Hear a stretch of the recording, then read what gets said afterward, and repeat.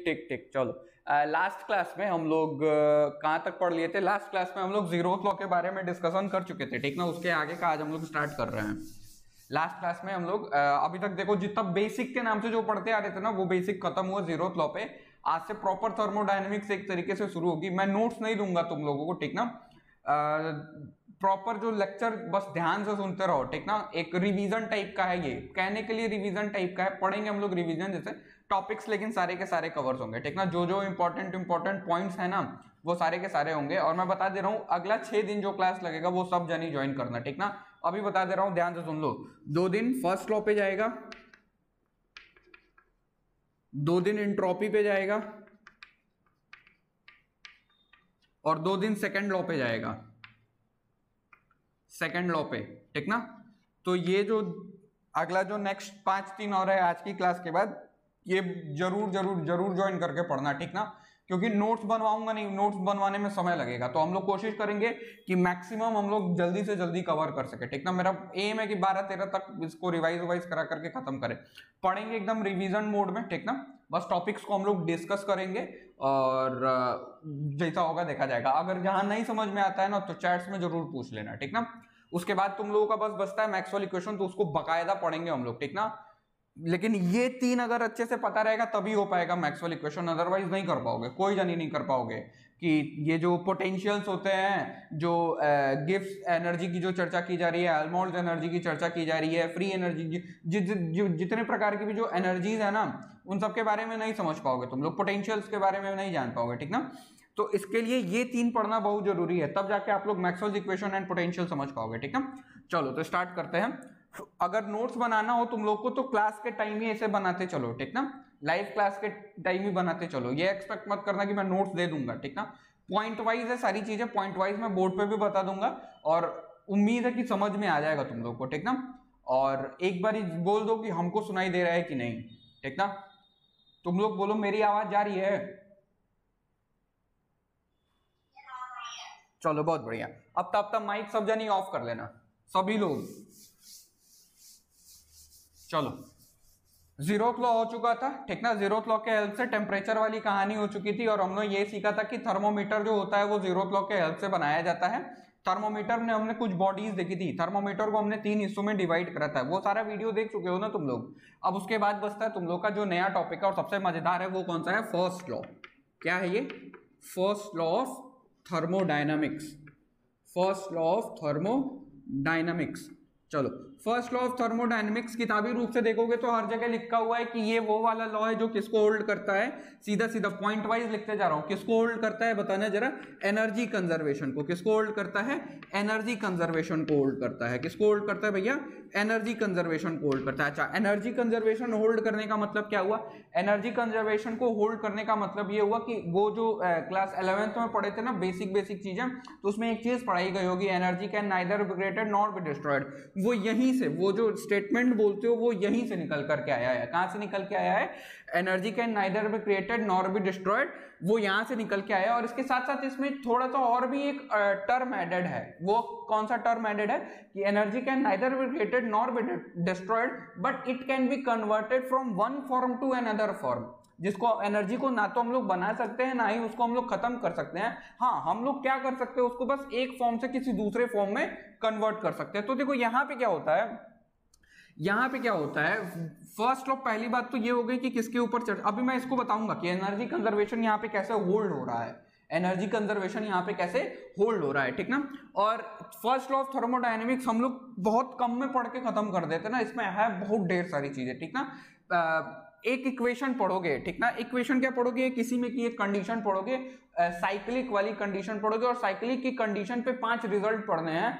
और एमसीक्यू जितने बनते हैं इवन कॉम्पिटिटिव एग्जाम्स में, सब के सब उन रिजल्ट के बेसिस पे बनते हैं, ठीक ना। नहीं तो क्या है ये थर्मोडायनेमिक्स में? थर्मोडायनेमिक्स में बस तुमने ये पढ़ा कि कंजर्वेशन को होल्ड करता है, और बताता क्या है ये बताता है कि जो du होता है उसको हम लोग क्या लिखते हैं? dq प्लस dw लिखते हैं। वेल, अब तुम लोग बड़े हो गए हो तो तुम लोग इसको कैसे लिखोगे?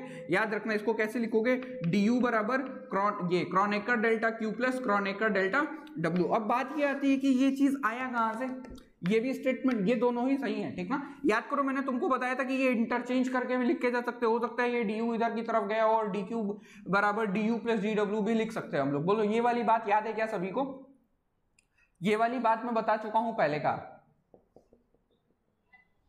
चलो बहुत बढ़िया। अब ध्यान से सुनना, ध्यान से सुनना, ये आया कहां से निकल के, क्वेश्चन बनता है कि फर्स्ट लॉ में ये तो पढ़ते हैं, आया कहां से, ये तो ध्यान से सुनो, इंपॉर्टेंट है ये बात। और ये 2 पॉइंट्स तो ये हो गए। तीसरा पॉइंट और बहुत इंपॉर्टेंट, और ध्यान से सुनना, बहुत ध्यान से सुनना।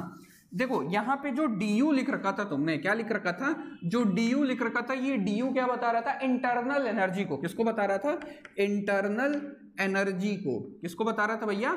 इंटरनल एनर्जी को। अच्छा, इंटरनल एनर्जी को बता रहा था। तो याद करो किसी भी गैस का या फिर किसी भी सिस्टम का अगर तुमको क्या अगर इंटरनल एनर्जी बदलनी है, क्या करना है, अगर इंटरनल एनर्जी बदलनी है तो तुम उसको इंटरनल एनर्जी को कैसे बदल सकते हो? जैसे मान लो कि तुम्हारे पास एक पिस्टन सिलेंडर अरेंजमेंट है, उसमें कुछ गैस भरे पड़े हैं, ठीक ना, और तुमको करना क्या है, तुमको उसकी इंटरनल एनर्जी बदल देनी है। क्या करना है तुमको? उसके इंटरनल एनर्जी बदल देनी है। अच्छा, एक यहाँ पे बात याद आ रही है, बता दे रहा हूँ। आइडियल गैसेस के लिए जब तुम लोग चर्चा करोगे, वेल ये बात मैं पहले भी बता चुका हूँ, आइडियल गैसेस के लिए जब इंटरनल एनर्जी की चर्चा करोगे तो वहां पे याद रखना इंटरनल एनर्जी एकदम काइनेटिक एनर्जी के बराबर होती है। Law of equipartition of energy याद है क्या सभी को? बताना।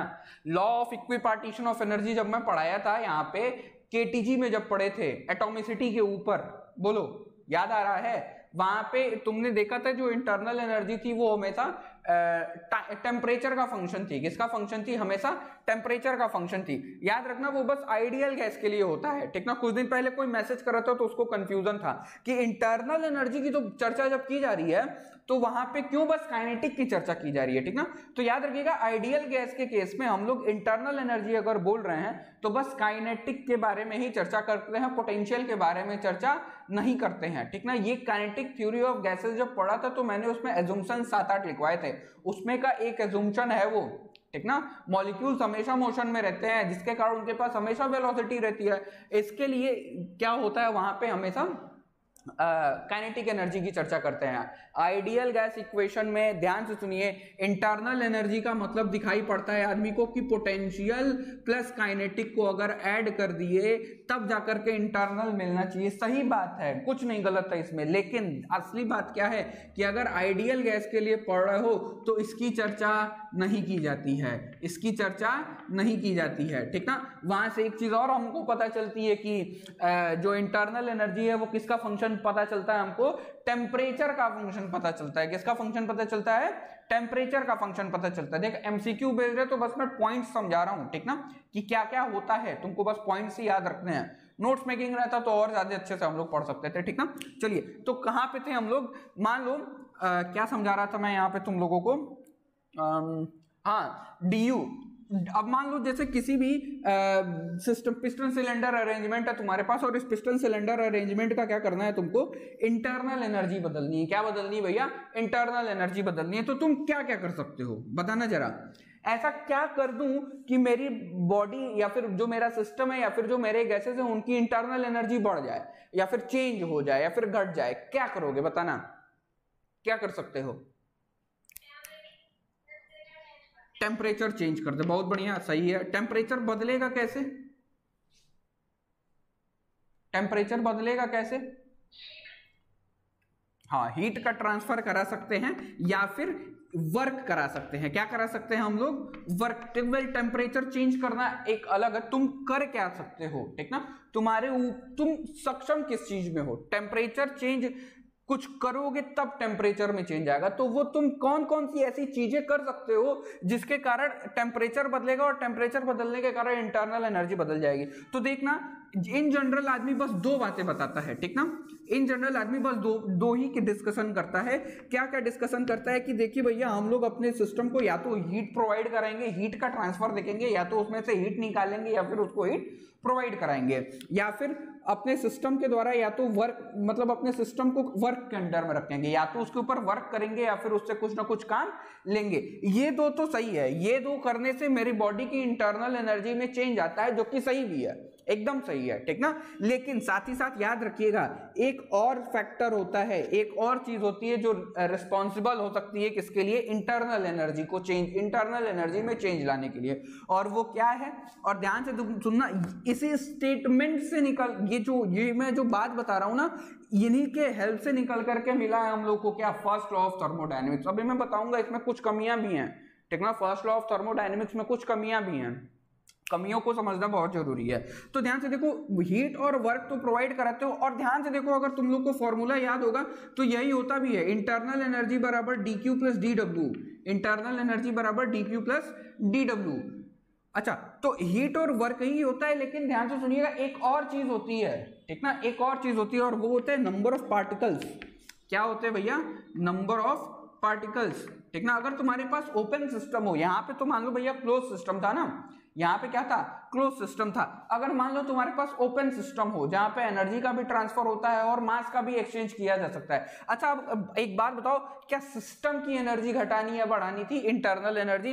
तो हीट और वर्क प्रोवाइड करा करके तो इंटरनल एनर्जी में चेंज लाया ही जा सकता है। मैं अगर उसमें नंबर ऑफ पार्टिकल्स अपने में गैसियस मॉलिक्यूल्स या फिर जो मेरे पास जो मेरा सिस्टम है उस सिस्टम के अगर मैं नंबर ऑफ पार्टिकल्स को ही अगर बदल दूं, उनको ही कम या ज्यादा कर दूं, तो क्या उनके कारण एक मतलब सफिशिएंट अमाउंट का चेंज नहीं आएगा क्या, बताना। मान लो तुम जब तक अपने सिस्टम की चर्चा कर रहे थे, तुम्हारे सिस्टम में खूब ढेर सारे मॉलिक्यूल्स थे, ठीक ना, तुमने उसमें से मॉलिक्यूल्स की संख्या में ही इधर उधर कर दिया, या फिर तुमने क्या करा, कुछ और अदर मॉलिक्यूल्स अपने सिस्टम में तुमने इंक्लूड करा दिए।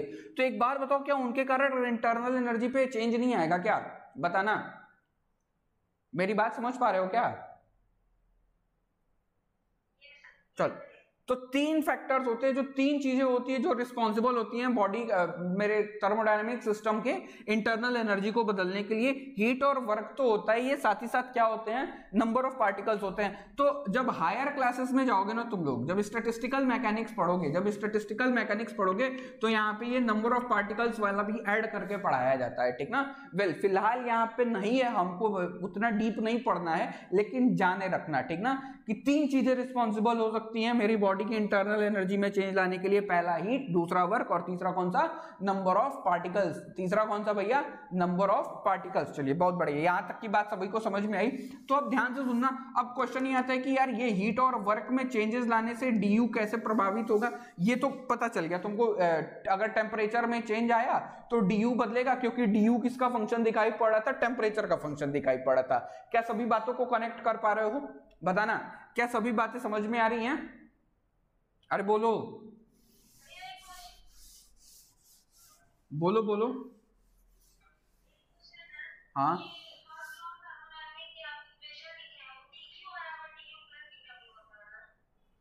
नहीं, तुम तब एक लेक्चर तुम मिस कर दिए। हम लोग ऐसा भी लिख सकते हैं, ठीक ना, हम लोग ऐसा भी लिख सकते हैं। तुमको पिछला 3 लेक्चर पीछे जाओ तब तुम अच्छे तरीके से समझ जाएगी। मैं समझा देता, समय नहीं है, ठीक ना, मैंने वहां पे समझाया है। हम लोग वो दोनों तरीके से लिख सकते हैं। अच्छा, वो वाला क्लास कितने लोग अटेंड करे हो ये बता दो जरा, वो वाला क्लास कितने लोग अटेंड करे हो?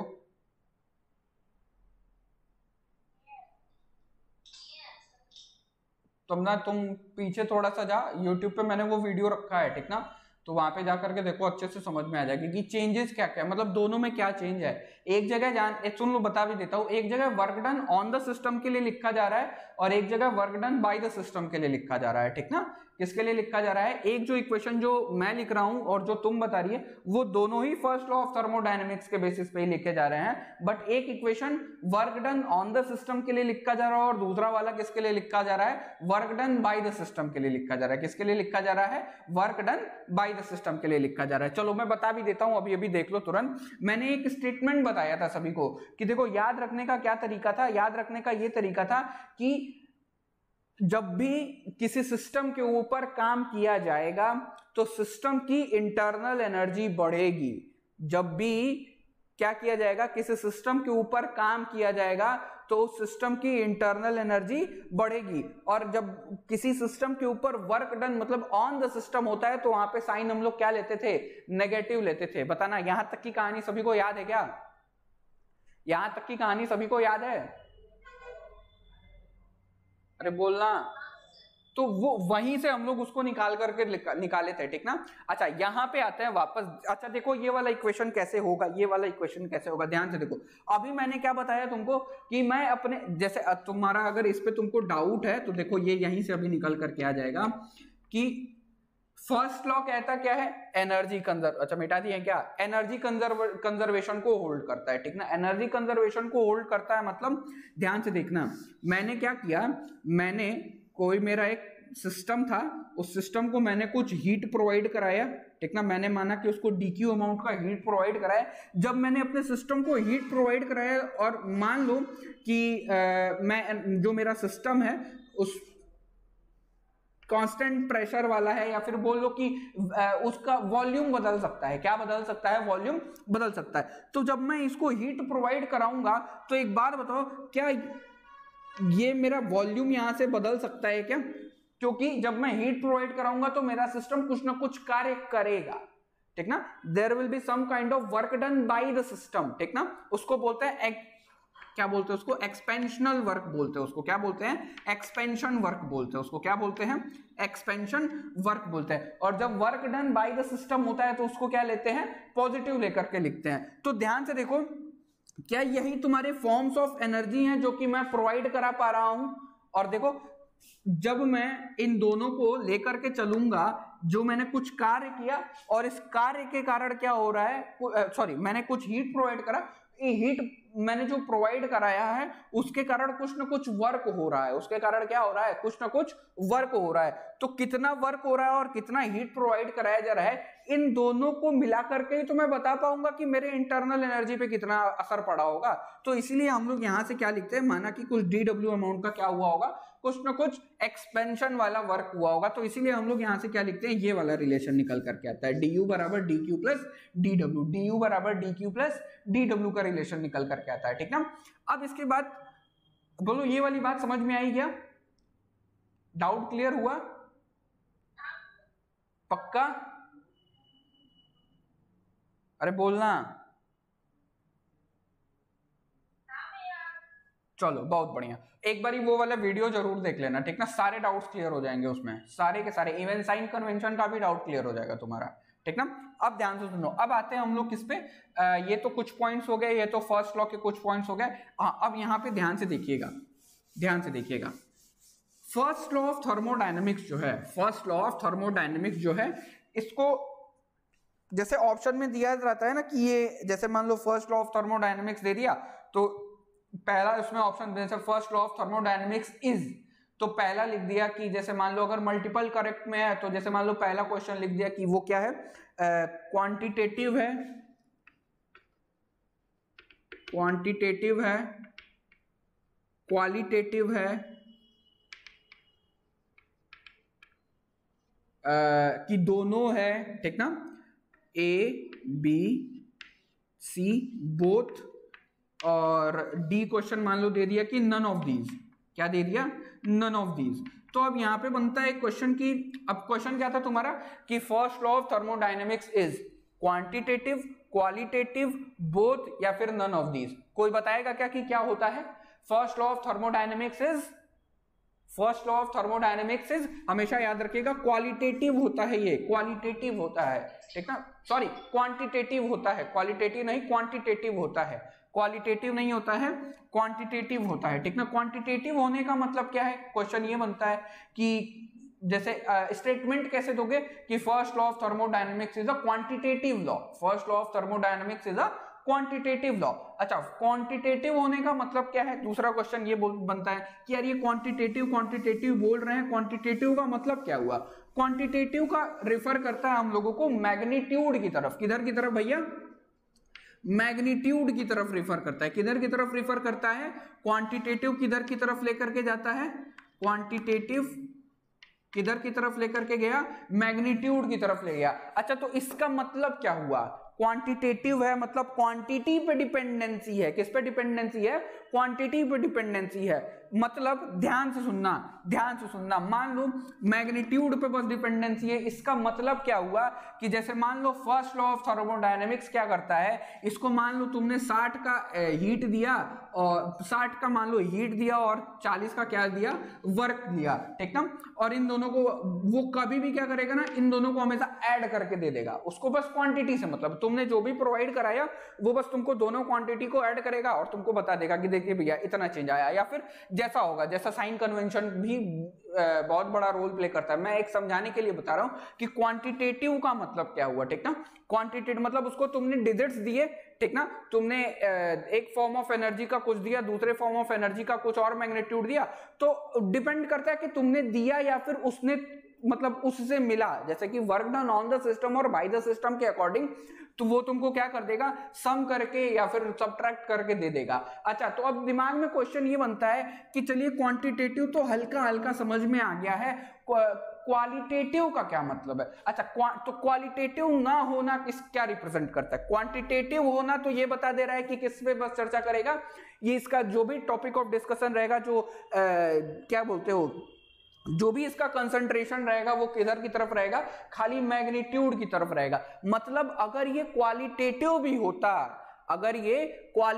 भी होता, तो ध्यान से देखो क्या करता है ये, ध्यान, अगर ये क्वालिटेटिव होता ना तो वो ये इसके बारे में जरूर चर्चा करता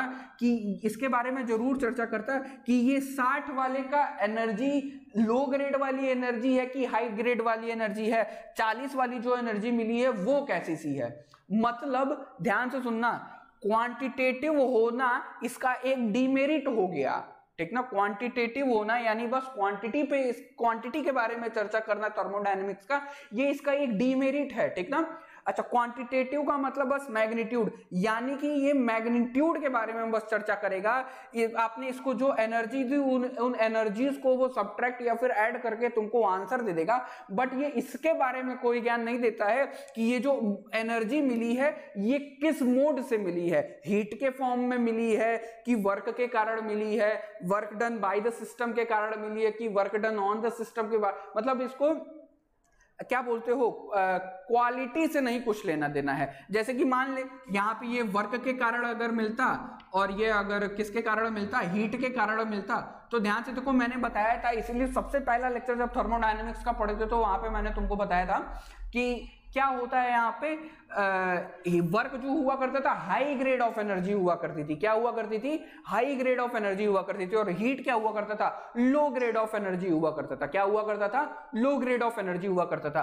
फर्स्ट लॉ ऑफ थर्मोडायनेमिक्स इससे कुछ लेना देना नहीं रहता, उसको इससे मतलब नहीं है कि आपने जो एनर्जी प्रोवाइड करी है वो हाई ग्रेड ऑफ एनर्जी है कि लो ग्रेड ऑफ एनर्जी है। मतलब ये इसका डीमेरिट हो गया कि ये आपको इसके बारे में नहीं बता पाएगा कि आपने जो हीट की जो एनर्जी का ट्रांसफर का जो मोड है या फिर जो एनर्जी जिसके थ्रू प्रोवाइड करा रहा हो वो लो ग्रेड वाली है कि हाई ग्रेड वाली है, जो लो ग्रेड वाली है कि हाई ग्रेड वाली है। तो ये इसका एक यहाँ पे डीमेरिट निकल करके आया, किसका भैया, फर्स्ट लॉ ऑफ थर्मोडायनेमिक्स का। तो क्या बोलोगे, first law of thermodynamics is a quantitative law, इसको बस क्वांटिटी से लेना देना है, क्वालिटी के बारे में कोई चर्चा नहीं करता है, ये क्वालिटी के बारे में कोई चर्चा नहीं करता है। दूसरा डीमेरिट ध्यान से सुनिएगा, दूसरा डीमेरिट इसका ये है कि चूंकि एनर्जी कंजर्वेशन का नाम ले रहे हो, एनर्जी कंजर्वेशन में ना तो तुम एनर्जी को बना सकते हो ना ही डिस्ट्रॉय कर सकते हो, बस एक फॉर्म से दूसरे फॉर्म में जा सकते हो, ठीक ना। तो जैसे एक बात सभी को पता होगी ना कि 40 डिग्री है और इधर अगर 20 डिग्री है, तो जो हीट का जो ट्रांसफर होगा या फिर एनर्जी का जो ट्रांसफर होगा वो हमेशा, हीट का ही ट्रांसफर बोलो, हमेशा हायर से लोअर की तरफ होता है। किधर से किधर की तरफ होता है, हमेशा हायर से लोअर की तरफ होता है। First law of thermodynamics, heat का ट्रांसफर किस मोड में हुआ है, मतलब मोड नहीं, डायरेक्शन, ठीक ना। मोड तो यहां पे समझा चुका हूं मैं, जो इसका जो सेकंड डीमेरिट बोलो या फिर एक सेकंड इंपॉर्टेंट पॉइंट बोलो, वो क्या बोलोगे कि ये डायरेक्शन ऑफ द प्रोसेस के बारे में चर्चा नहीं करता है। ये किसके बारे में चर्चा नहीं करता है, डायरेक्शन ऑफ द प्रोसेस के बारे में चर्चा नहीं करता है। किसके बारे में चर्चा नहीं करता है, डायरेक्शन ऑफ द प्रोसेस के बारे में चर्चा नहीं करता है। अब मान लो ये हम लोग को ये पता है ना कि हमेशा हायर से लोअर की तरफ जाते हैं, हमेशा किधर से किधर की तरफ जाते हैं, हायर टेम्परेचर से लोअर टेम्परेचर की तरफ जाते हैं। फर्स्ट लॉ ऑफ थर्मोडायनेमिक्स को इससे कुछ लेना देना नहीं है, फर्स्ट लॉ ऑफ थर्मोडायनेमिक्स को इससे कुछ लेना देना नहीं है। फर्स्ट लॉ ऑफ थर्मोडायनेमिक्स में पता नहीं, अगर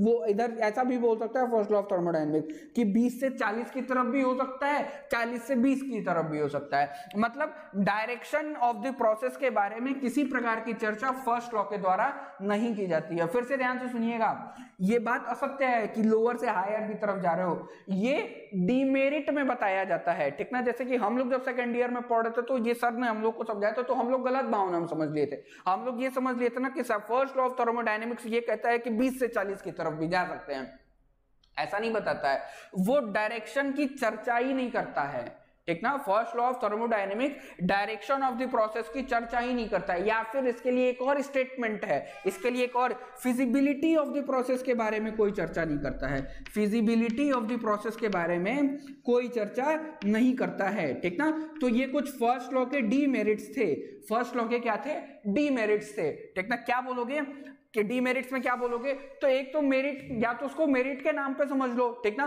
कि क्वांटिटेटिव होता है, बस क्वांटिटी की चर्चा करता है, क्वांटिटी यानी कि बस मैग्नीट्यूड की चर्चा करता है, इसको क्वालिटी से कुछ लेना देना नहीं है। क्वालिटी का मतलब क्या हुआ यहाँ पे कि जो आपको जो एनर्जीज को आप लोग सम अप कर रहे हो, एनर्जी कंजर्वेशन में जो आप फंडा यूज कर रहे हो, एनर्जी कंजर्वेशन का फंडा यूज करके जो एनर्जी का सम अप कर रहे हो, एनर्जी का जो यूज कर रहे हो, वो एनर्जी कैसी सी है, हाई ग्रेड ऑफ एनर्जी है कि लो ग्रेड ऑफ एनर्जी है, इसके बारे में कोई चर्चा नहीं करता है। मतलब वो क्वालिटी की चर्चा नहीं करेगा, बस क्वांटिटी की चर्चा करेगा, डायरेक्शन ऑफ द प्रोसेस के बारे में कोई चर्चा नहीं करेगा, और फिजिबिलिटी ऑफ द प्रोसेस के बारे में भी किसी प्रकार की कोई चर्चा नहीं करता। कई जगह डायरेक्शन लिखा होगा, कई जगह आप लोग को फिजिबिलिटी लिखा होगा, तो बातें बराबर है, ठीक ना। इसको प्रोसेस कैसे हो रहा है इससे इसको कुछ लेना देना नहीं है, बस आपने इसको नंबर्स दिए, डिजिट्स दिए, इसने क्या करा, अपने अकॉर्डिंग उसको सब्ट्रैक्ट या फिर ऐड करके आपको बता दिया कि लीजिए भैया ये होगा आपका इंटरनल एनर्जी, ठीक ना। तो ये एक इसका डीमेरिट के नाम से भी इसको जान सकते हो, ठीक ना, इसको डीमेरिट के नाम से भी जान सकते हो। अब ध्यान से सुनना, अब ध्यान से सुनना, ये वाला पॉइंट बहुत इंपॉर्टेंट है, सभी लोग ध्यान से सुनना। आवाज जा रही है क्या सभी के पास, बताना, आवाज जा रही है क्या? अभी तक की बात सभी को समझ में आई है? अभी तक की बात सभी को समझ में आई है? चलो बहुत बढ़िया। अब ध्यान से सुनना, अब ध्यान से सुनना, ये पॉइंट बहुत इंपॉर्टेंट है, ठीक ना। क्यों इंपॉर्टेंट है? क्योंकि यहां से कई क्वेश्चंस निकल करके आते हैं। एक बहुत कॉमन क्वेश्चन पूछा जाता है, वाइवा में भी पूछा जाता है, ठीक ना, और एमसीक्यू में भी पूछा जाता है कई बार क्वेश्चन, ठीक ना। तो वाइवा में तो मान लो हमारे पास ऑप्शन नहीं रहता है, हमको जो आंसर पता है वो हम लोग बता देते हैं। देखो वो यहीं से निकल करके आएगा, अभी बताता हूँ थोड़ी देर में। देखो क्वेश्चन क्या पूछा जाता है, पहले क्वेश्चन जान लो। एक क्वेश्चन हमेशा पूछा जाता है कि क्यों सीपी हमेशा ग्रेटर होता है सीवी से, क्यों सीपी हमेशा सीवी से ग्रेटर होता है, क्यों सीपी हमेशा सीवी से ग्रेटर होता है। तो हम लोग यहाँ पे यार वाइवा वाले टाइम तो बोल देते कि चूंकि भैया सीपी बराबर क्या होता है, सीवी माइनस आर की प्लस आर, बताना सीपी बराबर सीवी माइनस आर की प्लस आर, ठीक ना। लास्ट टाइम भी तुम लोग यही फंसाए थे हमको, ठीक ना। सीपी बराबर सीवी प्लस आर होता है, तो यहाँ पे हम लोग तो बोल देते। और देखो ये प्लस माइनस में कंफ्यूजन अगर है ना तुम लोगों को, तो यहीं से याद रखना कि देखिए सीवी में जब इतना ऐड करेंगे तब सीपी के बराबर आएंगे, इसीलिए सीपी हमेशा क्या रहता है, हमेशा ग्रेटर होता है सीवी से। मतलब यहाँ पे सीवी छोटा रहा होगा ना, सीवी यहाँ पे छोटा रहा होगा तभी तो उसमें कुछ और ऐड करना पड़ा, तब जाकर के तुम सीपी के बराबर आ पाए हो। तो यहाँ से तो मान लो भैया वाइवा में चल जाता है, एग्जाम में ऐसा ऑप्शन ही नहीं दिए रहेंगे आप लोगों को कि चूंकि सीवी में हम लोग from the relation we know that CP बराबर सीवी प्लस आर, तो आर जो होता है वो एक एक्स्ट्रा टर्म होता है जिसको ऐड करते हैं। तो ऐसा एग्जाम में एमसीक्यू में इतना बड़ा तो दिया नहीं रहेगा, इतना एलेबोरेट तो करेगा नहीं, तो वहां पे आंसर दिए रहते हैं लेकिन अलग तरीके से दिए रहते हैं। अब वो बात समझना कि एमसीक्यू में इसका आंसर अगर कभी पूछ दिया और तुमको तब ऑप्शन कौन सा वाला खोजोगे, ठीक ना। उसके लिए क्या है, उसके लिए आपको वो वाला इक्वेशन पता रहना चाहिए, कौन सा वाला, Q बराबर M CV delta T constant volume के लिए, और QP बराबर एम सीपी डेल्टा टी। ये कुछ याद आ रहा है क्या, बताना, ये कुछ याद आ रहा है क्या, ये कुछ याद आ रहा है क्या? Heat capacity, specific heat capacity, molar heat capacity जब मैंने पढ़ाया था तब मैंने वहां पे इसकी चर्चा की थी, याद आ रहा है? पहले ही एकदम शुरुआत में ही, पता भी होगा वैसे कई लोगों को पता होगा, ठीक ना, पता नहीं रहता है, मैं बता रहा हूं, अभी तुम लोग इसमें बहुत कुछ नहीं जानते हो, ठीक ना, बहुत कुछ नहीं जानते हो। इसमें हीट कैपेसिटी बोलना, मोलर हीट कैपेसिटी बोलना, स्पेसिफिक हीट कैपेसिटी कब बोलेंगे, इन सब के लिए बहुत स्पेशल कंडीशंस हैं, ठीक ना। और ये वाला सी लिखना, ये वाला सी लिखना और ये वाला और ये वाले लिखने में बहुत अंतर है। स्मॉल सी लिख दिए, कैपिटल सी लिख दिए, ये सीपी लिख दिए, ये सीवी लिख दिए, इन सब में बहुत अंतर है। ऐसा सा लिख दिए, स्मॉल सीपी स्मॉल सीवी लिख दिए, ये सबके सब अलग अलग हैं, सबका अपना एक स्पेसिफिक डेफिनेशन है, ठीक ना। वेल फिलहाल हम लोग यहाँ पे किसकी चर्चा कर रहे हैं, हम लोग इस वो स्पेसिफिक हीट कैपेसिटी की चर्चा कर रहे हैं, constant pressure and at constant volume. ये फॉर्मूला सभी को याद रहना चाहिए, थर्मोडायनेमिक्स में ये बहुत काम आता है, थर्मोडायनेमिक्स में ये फॉर्मूला बहुत काम आता है। अब ध्यान से देखना क्यों मैंने इस फॉर्मूले का नाम लिया है, क्यों मैंने इस फॉर्मूले का नाम लिया है। देखो होता क्या है, इस जो क्वेश्चन था ना, ये इस क्वेश्चन का आंसर हमको यहीं से मिलेगा, इसी के कंडीशन से मिलेगा। अब देखो करते क्या है, मैंने माना कि मेरे पास दो सिस्टम है, मेरे पास दो सिस्टम है, एक सिस्टम है वहां पे कांस्टेंट प्रेशर की चर्चा की जा रही है, और जो दूसरा वाला जो मेरा सिस्टम है यहाँ पे क्या हो रहा है, कांस्टेंट वॉल्यूम वाला सिस्टम है। एक मैंने सिस्टम लिया है, मैंने पिस्टन सिलेंडर अरेंजमेंट लिया है, ठीक ना, ये मूवेबल पिस्टन है, ठीक ना, मूवेबल पिस्टन है, और यहाँ पे मैंने कांस्टेंट वॉल्यूम सिस्टम ले लिया ना, तो मतलब यहाँ पे मूव नहीं करना चाहिए, मतलब जब मैंने कांस्टेंट वॉल्यूम बोल दिया तो ये मूव नहीं करना चाहिए। अब ध्यान से देखना, कंडीशन ये है कि जैसे मान लो यहाँ पे T1 है, ठीक ना, और तुमको अपने जो तुम इसके अंदर जो मॉलिक्यूल्स भरे पड़े हैं, इसके अंदर जो मॉलिक्यूल्स भरे पड़े हैं, इनको T2 टेम्परेचर पे ले जाना है, इनको कहाँ पे ले जाना है, T2 टेम्परेचर पे ले जाना है। अच्छा ऐसा क्यों कर रहे हैं,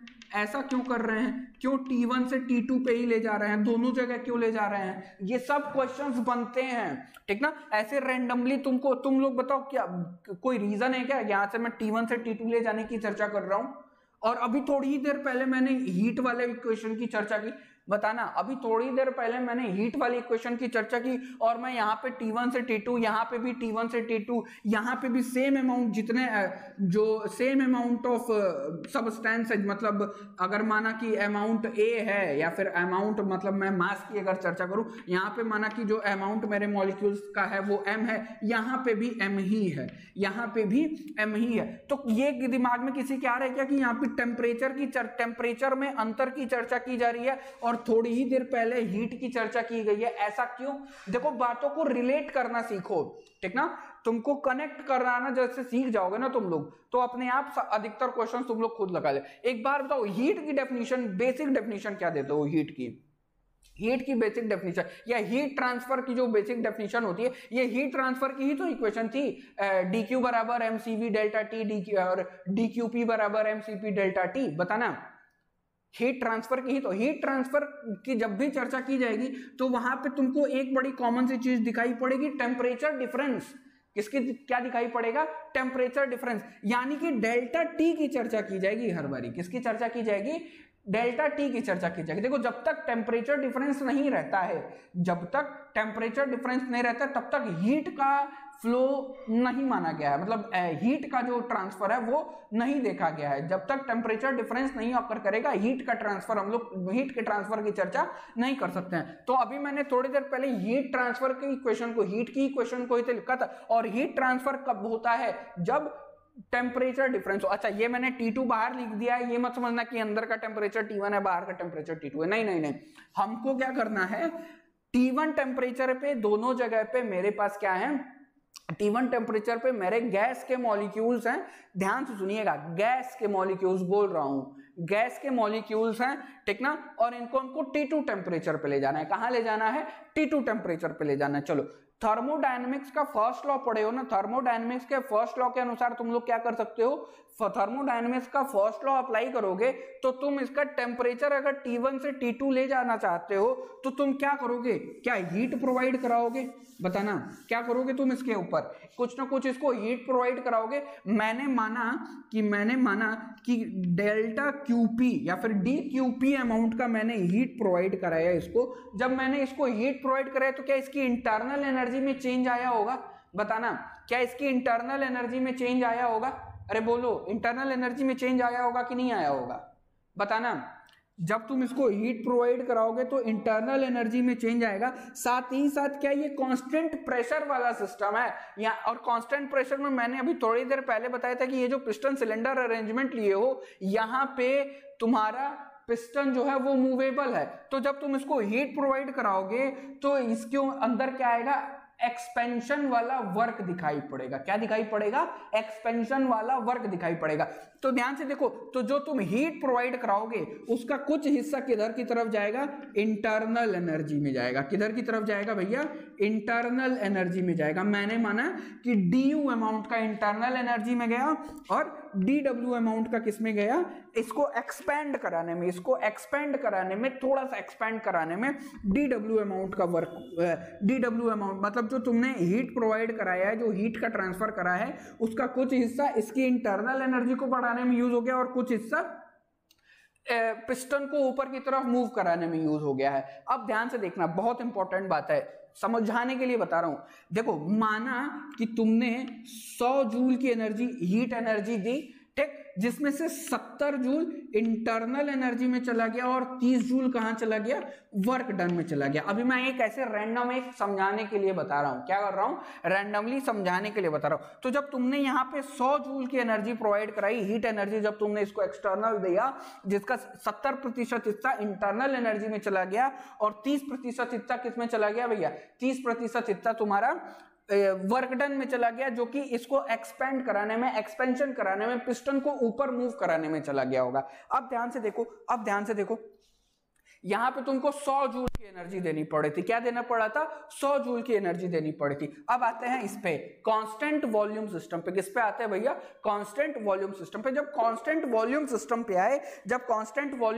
पे आए, यहां पे T1 से T2 यहां पे भी जाना था, T1 से T2 यहां पे भी जाना है, यहां पे भी सेम अमाउंट ऑफ मास, मतलब सेम अमाउंट है तुम्हारे गैस का, यहां पे भी सेम अमाउंट है तुम्हारे गैस का। अब एक बार बताओ, जब यहां पे, यानी कि जब DQV कांस्टेंट वॉल्यूम पे जब तुम हीट प्रोवाइड कराना शुरू करोगे, तो एक बात बताओ, क्या सारी की सारी एनर्जी इंटरनल एनर्जी में ही जाएगी, बताना, सारी की सारी एनर्जी इंटरनल एनर्जी में ही जाएगी, क्योंकि ये कांस्टेंट वॉल्यूम सिस्टम है और यहां पे पिस्टन ऊपर जा रहा था तो वॉल्यूम में चेंज आ रहा था, जिसके कारण DW की चर्चा कर रहे थे। जब वर्क डन हो रहा था बाय द सिस्टम, या फिर जब ये पिस्टन ऊपर जा रहा था, तो क्या वॉल्यूम ही तो बदल रहा था, अरे बताना क्या बदल रहा था, वॉल्यूम बदल रहा था, अरे बोलो। अब ध्यान से देखना, इस वाले केस में सुनना, इस वाले केस में ध्यान से देखो, क्या ये कांस्टेंट वॉल्यूम सिस्टम है, ये कैसा सिस्टम है, कांस्टेंट वॉल्यूम सिस्टम है, यानी कि यहां पे DW तो मिलेगा ही नहीं, DW तो मिला ही नहीं। और जैसे ही DW नहीं मिला तो ध्यान से देखो, यहां पे क्या 70 जूल एनर्जी पे गया था, तब तक T1 से T2 की चर्चा कर रहे थे। जैसे T1 से T2 जाने में इंटरनल एनर्जी में 70% गया था और 30% किस में गया था, वर्क डन में गया था। अब एक बार बताओ, यहां पे तुम 100 प्रोवाइड कराओगे कि 70 प्रोवाइड कराओगे, तुम लोग बताओ। यहां पे तो जितना प्रोवाइड कराया उतना किसमें चला गया, इंटरनल एनर्जी में चला गया। जितना हीट प्रोवाइड कराया सारा का सारा इंटरनल एनर्जी में चला गया, यानी कि जैसे ही 70 जूल प्रोवाइड कराओगे ये भी 70 जूल पे पहुंच जाएगा, और ये 70 जूल पे जैसे ही पहुंचा, यानी कि यहां पे T2 तुमने अटेन कर लिया है, यहां पे भी तुमने क्या करा है, T2 अटेन कर लिया है। तो अब एक बात बताना, यहां से क्या ये बात सभी को समझ में आ रही है क्या, कि यहां से हम लोग बोल सकते हैं कि DQP जो है वो ग्रेटर देन है DQV, अरे बोलो, क्या यहां से ये बोल सकते हो क्या कि डी क्यू पी जो है वो डी क्यू वी से ज्यादा है? अरे बोलना। चलो, और अभी थोड़ी देर पहले मैंने फॉर्मूला लिखा था, और फॉर्मूला क्या लिखा था ध्यान से देखिए, मैंने फॉर्मूला लिखा था डी क्यू पी के लिए M C P delta T, और डी क्यू वी के लिए क्या लिखा था M C V delta T. तो क्या बोलोगे, क्या दोनों जगह हमने सेम अमाउंट माना था, यानी मास ने मास को मार दिया? क्या हर जगह टेम्परेचर डिफरेंस मैंने दोनों जगह सेम लिया था?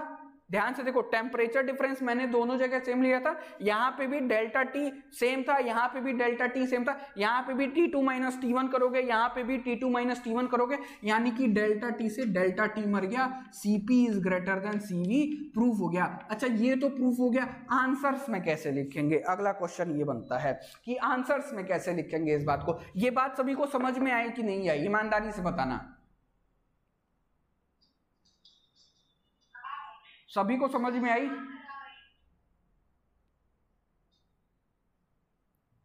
ईमानदारी से बताना, अगर नहीं सर बता दूंगा मैं। अरे बोलो, सभी को समझ में आया? चलो ध्यान से देखो, क्या कर रहे थे हम लोग, इधर ध्यान से सुनना। क्या कर रहे थे, हमने दो सिस्टम लिया, ठीक ना, एक सिस्टम लिया कांस्टेंट वॉल्यूम का, और एक सिस्टम लिया हमने किसका, कांस्टेंट प्रेशर का। कांस्टेंट वॉल्यूम का एक सिस्टम लिया, और एक सिस्टम लिया हमने कांस्टेंट प्रेशर का, जहां पे वॉल्यूम कांस्टेंट है और एक जगह पे मेरा प्रेशर कांस्टेंट है। प्रेशर कांस्टेंट वाले में भी एक पिस्टन लगा हुआ है, और चूंकि ये कांस्टेंट वॉल्यूम लगा हुआ है तो यहाँ का पिस्टन नहीं मूव करना चाहिए। अगर पिस्टन मूव कर गया तो तुम्हारा जो सिस्टम है वो कांस्टेंट वॉल्यूम का वाला सिस्टम नहीं रह जाएगा। यहाँ पे क्या कांस्टेंट था, प्रेशर कांस्टेंट था। हमारा टारगेट क्या है, हमको T1 से T2 ले जाना है अपने सिस्टम के टेम्परेचर को, जो कि किसको रिप्रेजेंट करता है, हीट के ट्रांसफर को रिप्रेजेंट करता है। Transfer of heat is possible when there is temperature difference. Transfer of heat is possible when there is temperature difference. ये बात हमेशा याद रखिएगा, ठीक ना। ट्रांसफर या फिर heat transfer is defined when there is temperature difference, ठीक ना। जब तक टेम्परेचर डिफरेंस नहीं रहता तब तक हम लोग हीट के ट्रांसफर की चर्चा इन जनरल नहीं करते हैं, ठीक ना। तो टेम्परेचर डिफरेंस दिखाने के लिए हम लोग यहाँ पे क्या करें, माने कि मेरा पहले इनिशियली सिस्टम किस पे था, T1 पे था, हमको इसको T2 पे ले जाना था, यानी कि यहाँ पे एक प्रकार का टेम्परेचर डिफरेंस दिखाई पड़ा है भैया, T2 माइनस T1। हमने क्या बोला कि इस वाले सिस्टम को भी क्या करेंगे, इसको भी T1 से T2 पे ले जाएंगे, T1 से T2 पे ले जाएंगे। यहाँ पे भी सेम जो मास मेरे सिस्टम का यहाँ पे है, जो मेरे मास मेरे गैसेस का यहाँ पे है, वही same amount of mass, same amount of सभी जो अमाउंट्स हैं वो सेम है, ठीक ना।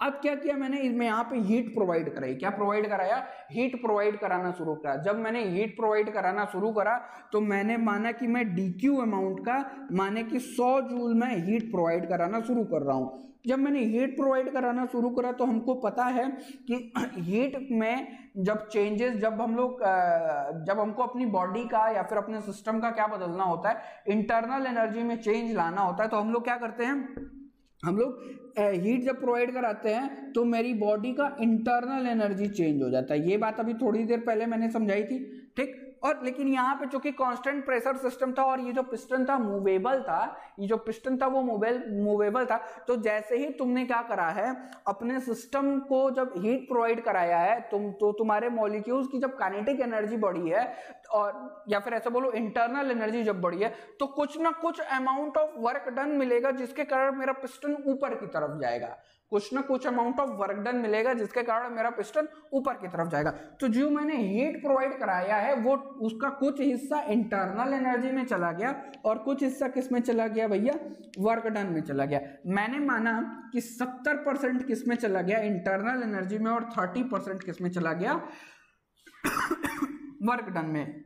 और ये वाला हीट कब प्रोवाइड करा रहा हो, कांस्टेंट प्रेशर पे। अब आते हैं कांस्टेंट वॉल्यूम पे। कांस्टेंट वॉल्यूम पे हमने क्या करा है, कांस्टेंट वॉल्यूम पे हम लोग देख रहे हैं जो वॉल्यूम कांस्टेंट है यहाँ पे वॉल्यूम कांस्टेंट नहीं था तो मेरा पिस्टन ऊपर नीचे मूव कर सकता था। जब तुमने, और उसी के रिगार्डिंग तुमने वर्क डन की चर्चा की कि कुछ अमाउंट ऑफ वर्क जो है उसमें यूज हो जा रहा है पिस्टन को ऊपर मूव कराने में, ठीक ना, यानी वॉल्यूम को चेंज कराने में।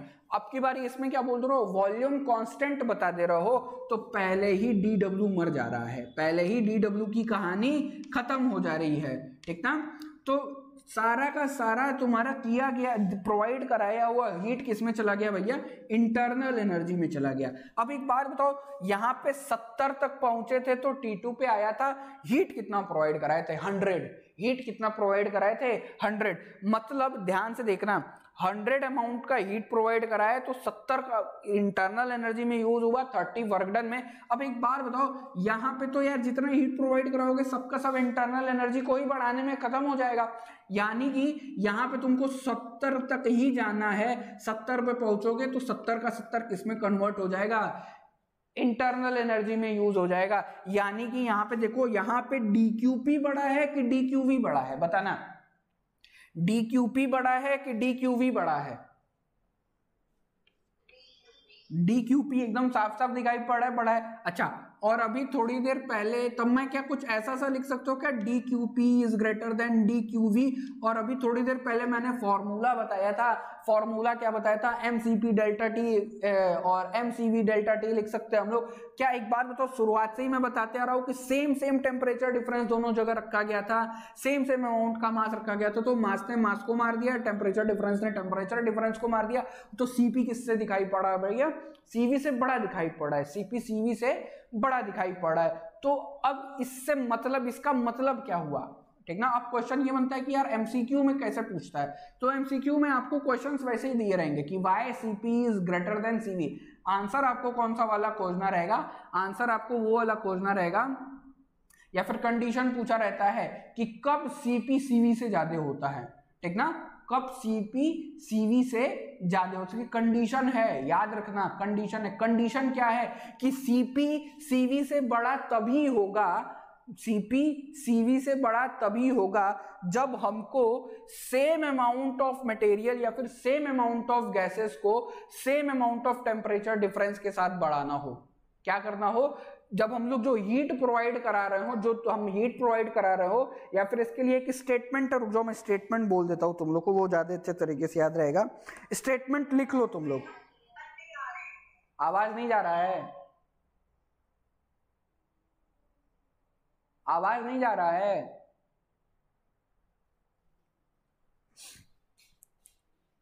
क्या हो गया जी, आवाज नहीं जा रहा है क्या, आवाज नहीं जा रहा है। कहां तक बताए थे ये बताओ, कहां तक बताए थे, कहां तक बताए थे, बोलो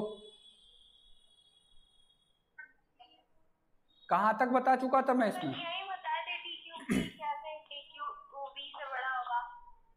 और क्या बताए थे, बस इतना ही बताए थे, बता रहे थे उसके। हाँ चलो ध्यान से सुनो। कंडीशन क्या है इसकी, कंडीशन ऐसा हो ना तो लिख लो तुम लोग, कंडीशन ये है, लिखो, बोल दे रहा हूं। क्वेश्चन ये पूछा जाता है कि कंडीशन, वो वाली कंडीशन बता दीजिए जब CP CV से बड़ा हो, ठीक ना। CP CV से बड़ा ये तो हम लोग प्रूफ कर लेते हैं, दिखाई पड़ता है, ठीक ना। अब कंडीशन पूछी जाती है आपसे कि वो कंडीशन बता दीजिए कि जब CP CV से बड़ा होगा, ठीक ना। तो उसकी कंडीशन क्या है, वो स्टेटमेंट लिख लो, लिख लो, बोल देता हूं, देखो, heat supplied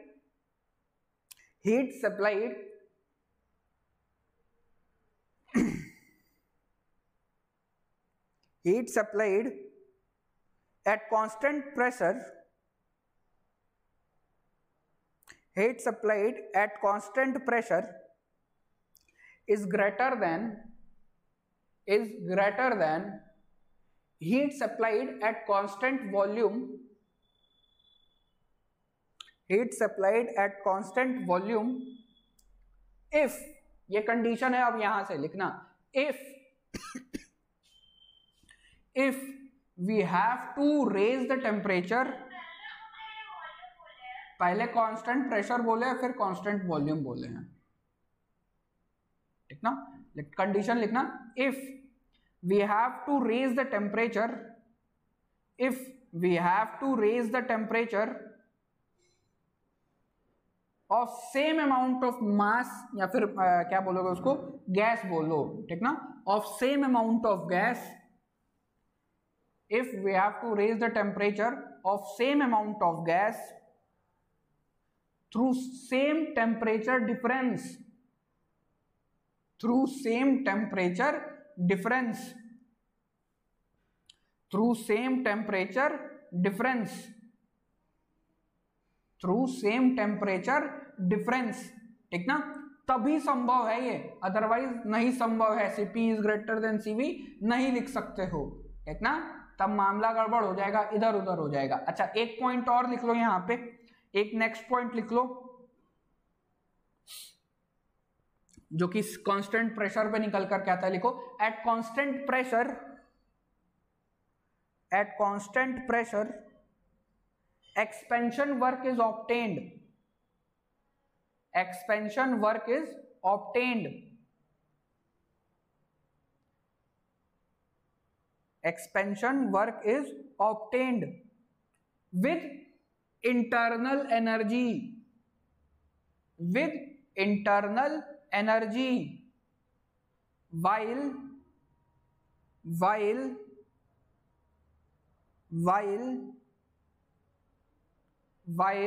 at constant volume, while at constant volume only internal energy, while at constant volume only internal energy is there,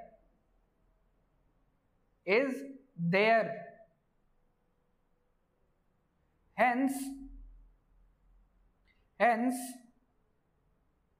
in the case of constant pressure, hence in the case of constant pressure we have to supply, hence in the case of constant pressure we have to apply या फिर provide, we have to provide more heat, hence Cp is greater than Cv, hence Cp is greater than Cv, hence Cp is greater than Cv।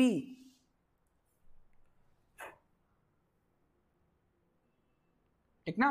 अच्छा अब question ये बनता है कि यार ये तो स्टेटमेंट हो गया ना, एमसीक्यू में आएगा तो क्या कैसा स्टेटमेंट खोजना रहेगा, एमसीक्यू में आ गया तो कैसा स्टेटमेंट सटीक बैठेगा, तो एमसीक्यू वाले स्टेटमेंट लिख लीजिए, Cp is greater because it includes,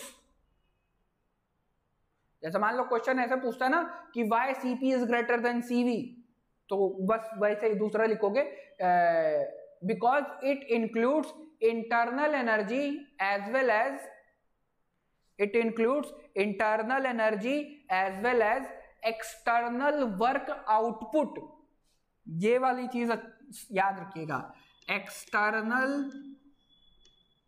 work output, ये इंपॉर्टेंट है, इसीलिए मैं बार बार बोल रहा था पिस्टन ऊपर की तरफ जाएगा, पिस्टन ऊपर की तरफ जाएगा, पिस्टन ऊपर की तरफ जाएगा तो तुमको आउटपुट टाइप का ही तो वर्क मिलेगा भैया, ठीक ना, अगर तुम उस पर कुछ रखे रहोगे तो वो मूव करेगा, ठीक ना। एक समझने के लिए आउटपुट का मतलब कि ये बात समझ पा रहे हो ना, एक्सटर्नल वर्क आउटपुट वाली, तो देखो सीपी में क्या है, सीपी में आपको इंटरनल एनर्जी के साथ साथ एक्सटर्नल वर्क आउटपुट भी मिलता है, इसीलिए सीपी जो होता है वो सीवी से बड़ा होता है। क्या लिखा था, as well as external work output while, देखो क्वेश्चन में बस इतना तक ही लिखना रहता है, ठीक ना, क्वेश्चन में आपको बस इतना तक ही लिखना रहता है, एक्सटर्नल वर्क आउटपुट तक, ठीक ना। कहाँ है भाई, कहाँ गड़बड़ा जा रहा है ये, अभी जा रही है क्या आवाज? सर रहने दीजिए। अरे अभी आवाज जा रही है क्या? कहाँ तक लिख, अच्छा चल बता, कहाँ तक लिखे थे ये बता दो। एक्सटर्नल वर्क आउटपुट तक लिख लिया था?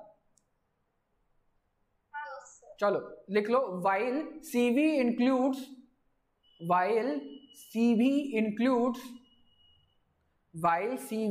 includes internal energy only, while CV includes internal energy only, ठीक ना? इंटरनल एनर्जी ओनली लिख लिया सभी ने? अरे सभी लोग लिख पाए? अब बस अंतिम टॉपिक है, सुन के जाओ, ठीक ना? बस सुन के जाओ, ठीक ना? सुन के जाना, और या हो तो खुद ही आंसर बताना इसका। ये मैंने शुरुआत में जब पढ़ना शुरू करा था तो मैंने क्या बोला था? फॉर अ गैसियस सिस्टम बोला था मैंने। क्या बोला था? फॉर अ गैसियस सिस्टम बोला था। तो ध्यान से एक चीज और याद रखिएगा, ये Cp is greater than Cv बस गैसियस सिस्टम के लिए बोल सकते हो। अच्छा, तो क्वेश्चन बनता है कि अगर सॉलिड और लिक्विड आ जाए मेरे सिस्टम में तब क्या होगा? सॉलिड या लिक्विड आ जाए तब क्या होगा? तो ध्यान से देखो, सॉलिड और लिक्विड में जब तुम लोग हीट प्रोवाइड कराओगे तो एक बात याद रखना, इनके प्रॉपर्टी याद रखना, ये इनकम्प्रेसिबल होते हैं। क्या होते हैं ये? इनकम्प्रेसिबल होते हैं, इनको दबाया नहीं जा सकता है, ठीक ना? यानी कि इनका वॉल्यूम नहीं बदलता है, नहीं बदलता है। लिक्विड इनकम्प्रेसिबल होता है। अरे बोलो, याद है क्या? मैंने तुम लोग को एक एग्जांपल बताया था इसको समझाने के लिए कि तुम्हारे पास अगर एक शीशी की बोतल है और उस शीशी की बोतल में तुम लोग पानी भर दो और इतने अच्छे से भर दो कि उसमें वो जो ऐसे उलाटने पे एक जो बुलबुला सा ऊपर जाता है, वो एक छोटा सा भी बुलबुला ऊपर ना जाए तो उस शीशी की बोतल से तुम लोग कांटे ठोक सकते हो दीवार में। ये वाली कहानी याद है? याद है सभी को? तो वो इसीलिए लिक्विड वहां पे इनकम्प्रेसिबल मैंने समझाने के लिए बताया। तो लिक्विड क्या होता है? इनकम्प्रेसिबल होता है। सॉलिड तो इनकम्प्रेसिबल होता ही है। तो यहां पे ध्यान से देखो, बस du मिलेगा, dw नियरली जीरो होता है, एग्जैक्टली जीरो नहीं होता है, ऑलमोस्ट जीरो होता है। एग्जैक्टली जीरो नहीं होता है, ऑलमोस्ट जीरो होता है, ठीक ना? तो वहां पे तुमने अब ये QP में करो चाहे QV में करो, कोई मतलब नहीं है, ठीक ना? दोनों जगह जितना प्रोवाइड कराओगे उतने में तुम्हारा काम चल जाएगा। दोनों में जितना प्रोवाइड कराओगे उतने में तुम्हारा, इसमें तो भैया बराबर जीरो ही लिखो क्योंकि सब पहले ही बता दे रहा हूं कांस्टेंट वॉल्यूम है। मतलब यहां पे फॉर सॉलिड्स एंड लिक्विड्स, ध्यान से सुनना, for solids and liquids Cp is nearly equal to Cv, ये भी याद रखिएगा। For solids and liquids Cp is nearly equal to Cv। यही लास्ट टॉपिक था, ठीक ना? कल आओगे तो हम लोग कल इंथैल्पी और फर्स्ट लॉ में रिजल्ट हम लोग डिस्कस करेंगे। क्या डिस्कस करेंगे? इंथैल्पी और फर्स्ट लॉ के रिजल्ट्स, ठीक ना?